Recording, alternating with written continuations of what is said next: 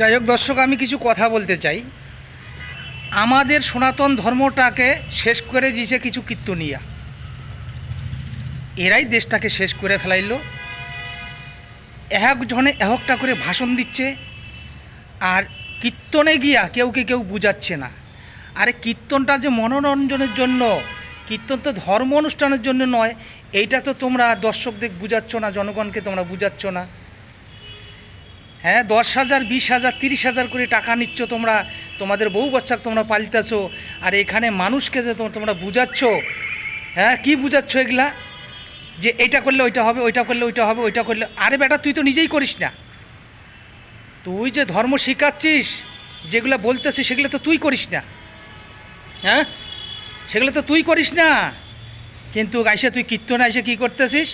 মানুষকে ভংচং বুঝ দিয়ে টাকা টুকা নিয়ে চলে যাচ্ছিস। তা এই সনাতন ধর্মটাকে কে শেষ করছে? আর কে খারাপ বলল, কে মন্দ বলল? এই যে দীনকৃষ্ণ ঠাকুর বলে নাকি ভগবানকে মানে না, অমুককে মানে না, তমুককে মানে না।